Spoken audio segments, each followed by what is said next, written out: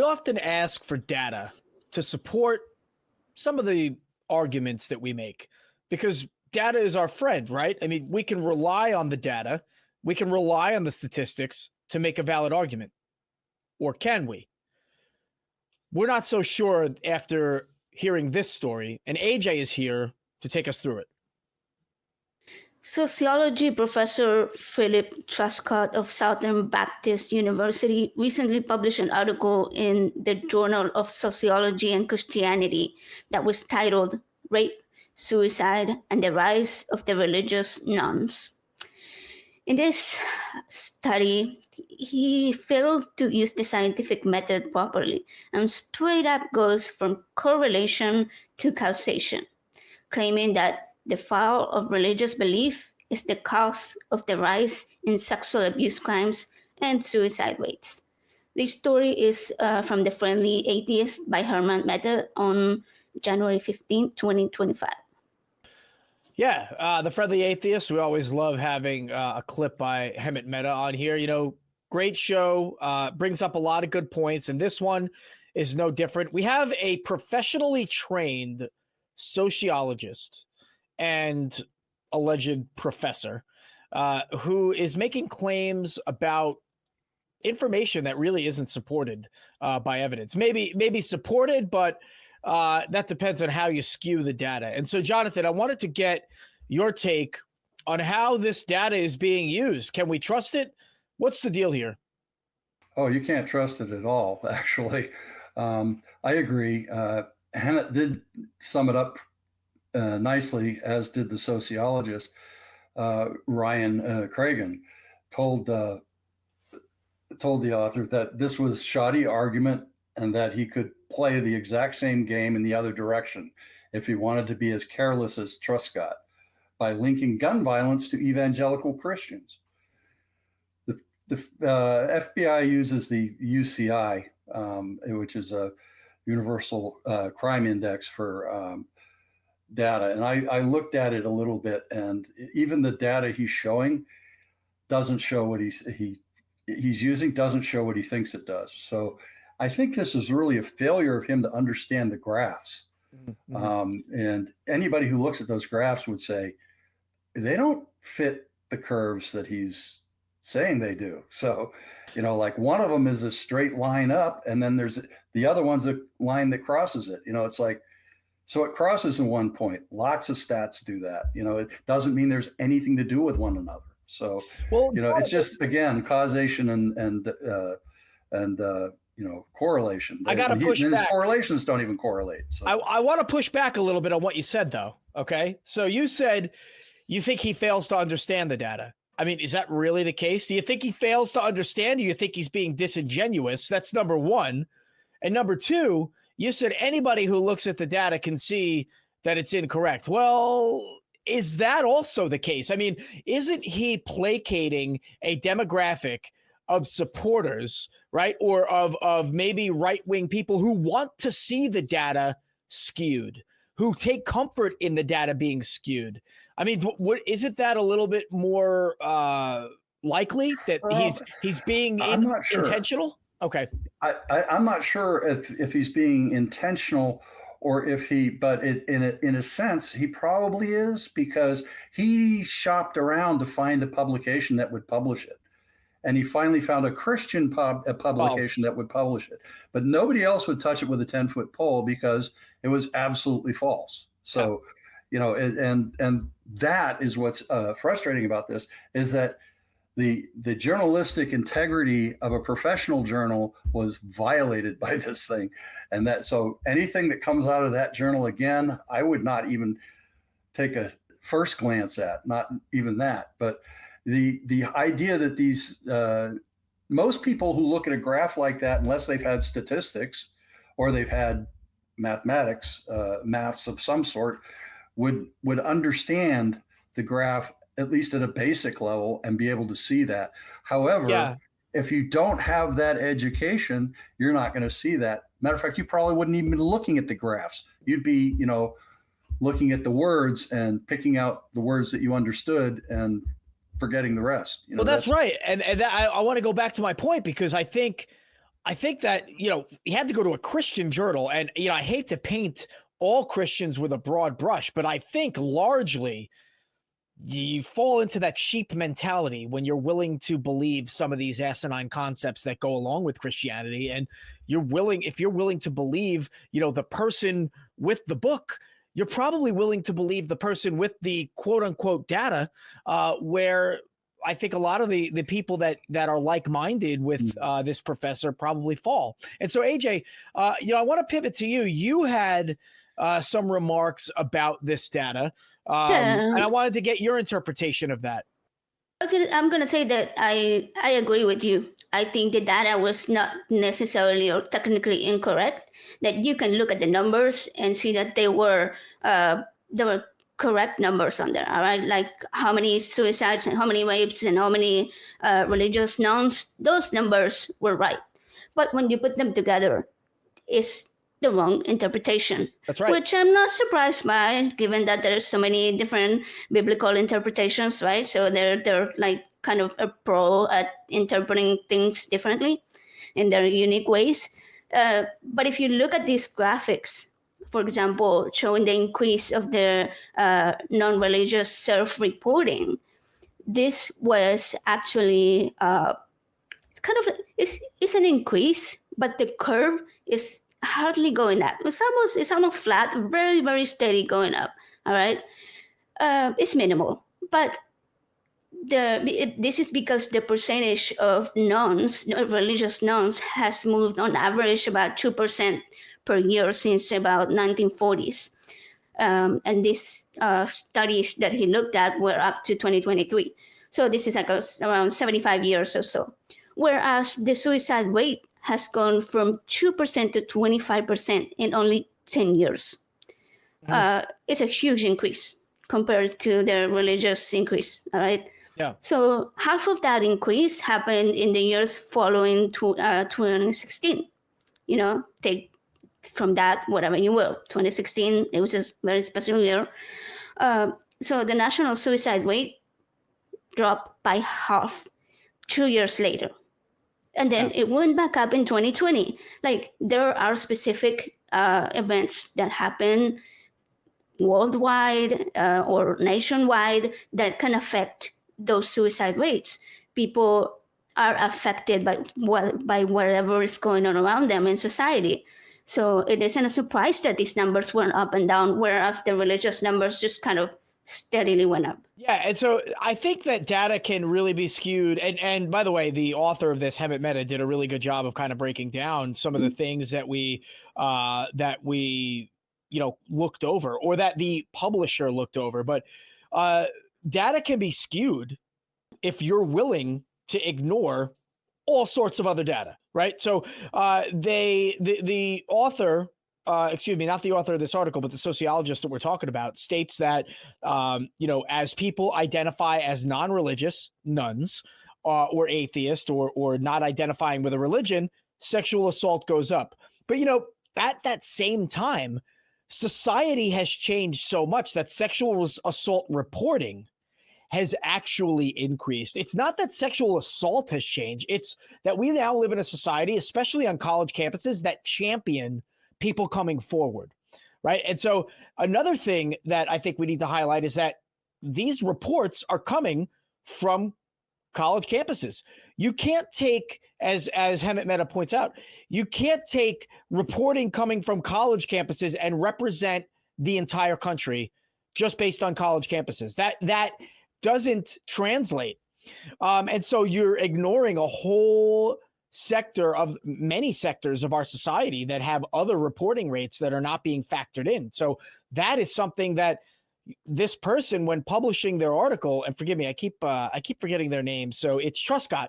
I keep calling him this person, this sociologist or whatever. Truscott, deliberately, I think, ignores things to make his case easier. So I did the same thing. So I want to tell you what I was able to find out. Okay. So in 2014, 5 out of 1,000 people identified as transgender. And in 2023, 9 out of 1,000 people identified as transgender. Okay. That's an 89% increase. At the same time, in 2014 to 2023, there was a 93% increase of sea level rise. So therefore, transgender people are clearly responsible for sea levels rising. I mean, I just proved it. And not only that, but with sea levels rising, that means that the ice caps are melting. So transgender people must be responsible for the ice caps melting. And with the ice caps melting, there are more countries in the Arctic that are trying to drill and trying to put military bases there. That must be the fault of people identifying as transgender as well, right? That's ridiculous. That's ridiculous. And that's what Truscott is doing. And so, yeah, Jonathan, I want to turn back to you. Is this, how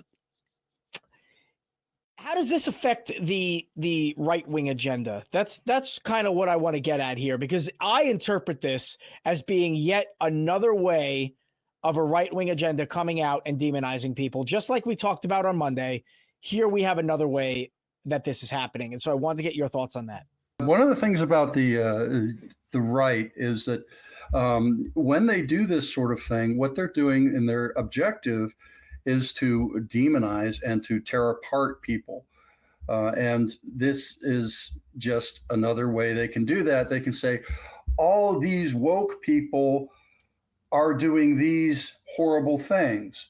They take that summation, and now all they have to do is control the narrative.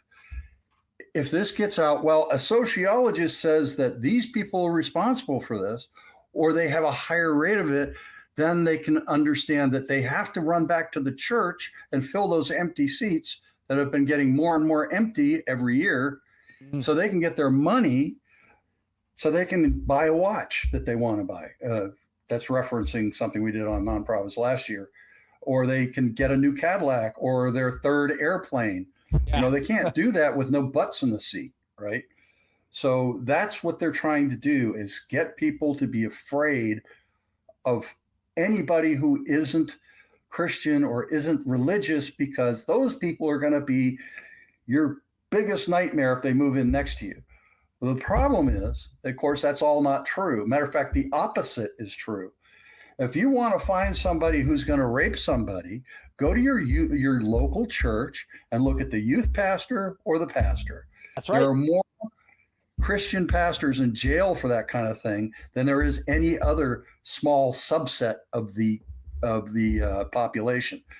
Taking a population of a university studies that the FBI actually admits that there's somewhat of a skew, because a lot of the sexual assault information comes from universities. They're the ones who generally are required to report it more.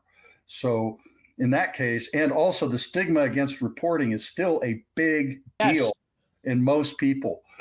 People who are immigrants, or if they happen to be, I don't like calling them illegal, here without visas, they don't want to have anything to do with the police. That's right. So they're not going to report problems they're having. That's right.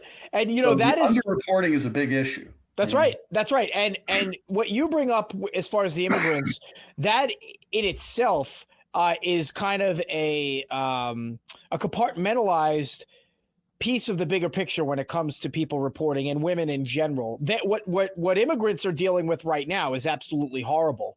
But when it comes to reporting in general, it turns out that out of the female population, about 1/4 of them report or attest that they have been sexually assaulted in some way, right? But out of all women that are sexually assaulted, only 80% of them actually report it. So the reason, and I say that, it's because this data is taken from people who are willing to disclose that they were assaulted. They just never reported it, officially, right? So we know that out of everybody, not everybody's reporting, and that has changed. That has changed. Yeah. But I want to pivot to AJ and get your take on that. Why is reporting so important to this story and so important to what we're hearing from Truscott? One thing I wanted to point out is that the colleges that he specifically took this data from were religious colleges, and religious colleges have a lower reporting rate right. than non-religious colleges. We know that because women feel like they're going to be looked down on, or that because they had sex before marriage, right? There could be punishment for that, for doing something that is breaking their religious dogma. So I think that just that fact alone is something that completely disqualifies this study, or whatever he called it, from being any type of legitimacy. Okay, so he just picked and chose what negative correlations he wanted to make, instead of considering that there were any other possibilities for the rise of rape rates or suicide rates or whatever.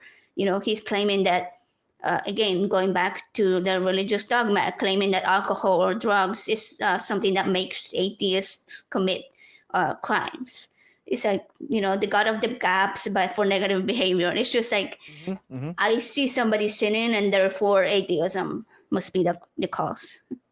Yeah, there's something else. First of all, excellent point, because these statistics are coming from sectors of society where women are subjugated. They are held down, right? Their word isn't important, right? It doesn't mean as much as it should in these kind of religious corners, these ultra religious and ultra Christian corners of our society.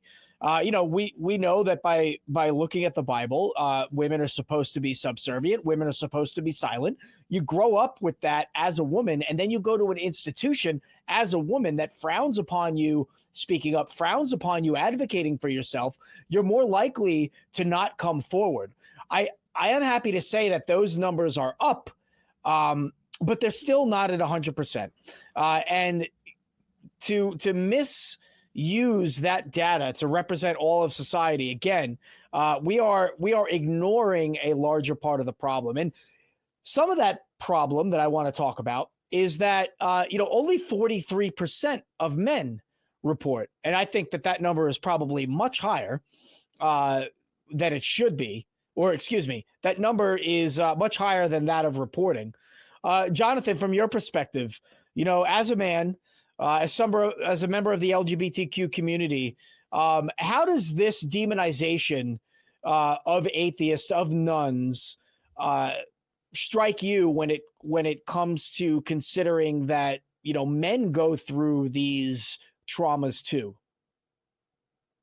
Strikes me like, I don't think that there's any way that you can tell somebody in the queer community that men don't get raped. Mm-hmm. Mm-hmm. It happens. Is it common? No. It does happen. And when it does happen, you hear it in the news immediately. If somebody, does something like murder somebody after doing it, then it gets all the press in the world because they want to demonize everybody in the queer community for having one or two people done. That reporting is probably more accurate than it would be for a woman, because a woman is programmed from birth, if she's a Christian or an Islamist or even a Hindu, to not say anything. Because if she does, there are repercussions to that. Well, men like me, I would probably say something and everybody would laugh at me. Well, you're queer. Well, you deserve what you get.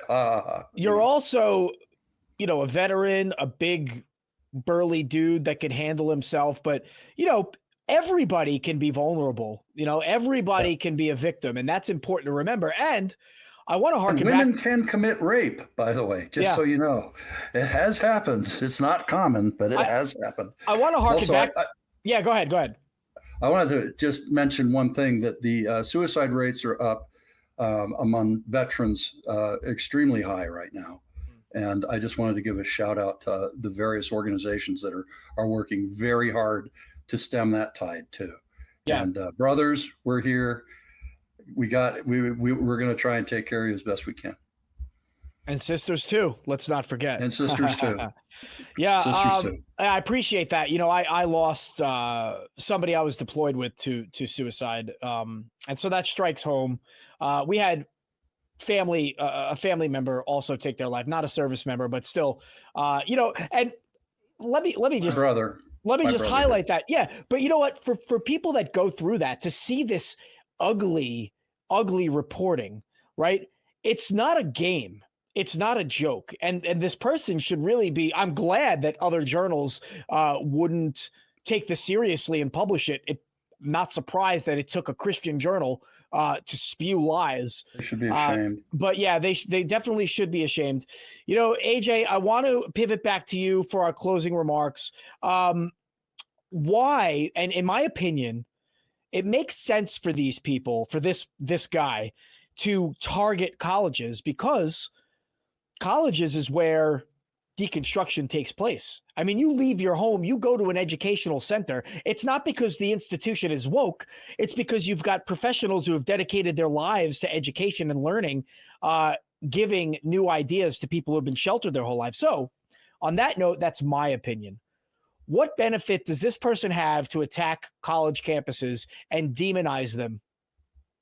Go ahead. I have to agree with you what you just say about deconstruction and college being where that happened.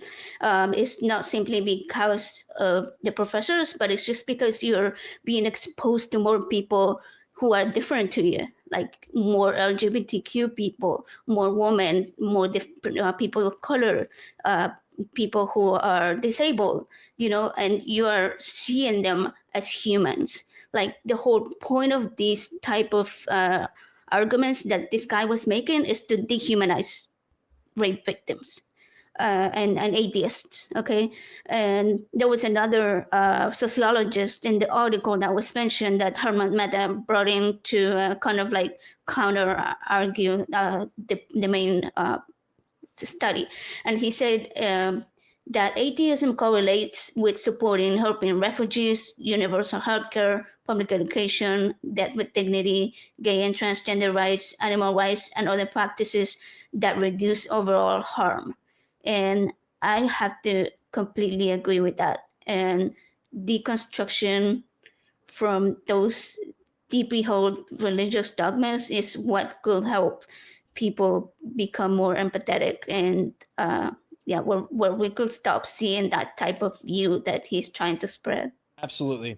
And on that note, you know, I just want to close out by giving some data to all of our viewers. And this comes from the National Sexual Violence Resource Center. And I saw this data being used by multiple sources when I was kind of looking into this. I want to highlight something. So 20% of women in their lifetimes report completed or attempted rape in the United States. And that is 24.8% of men corresponding to that. 81% of those women actually report it. Only 43% of men report it. And then women will report that 1 in 3 of them between the ages of 11 and 17 experience some kind of sexual assault. For men, it is 1 in 4 between the ages of 11 and 17.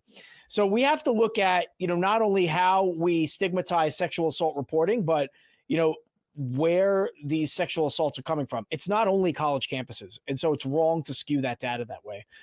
We do need to look at, to Jonathan's point, the fact that children are unsafe in this country, especially by members of the clergy.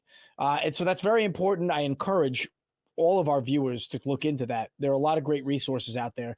And it's something that we hold near and dear to our hearts here at the Nonprofits. If you want to see more of that kind of content, please click the link below and stay tuned.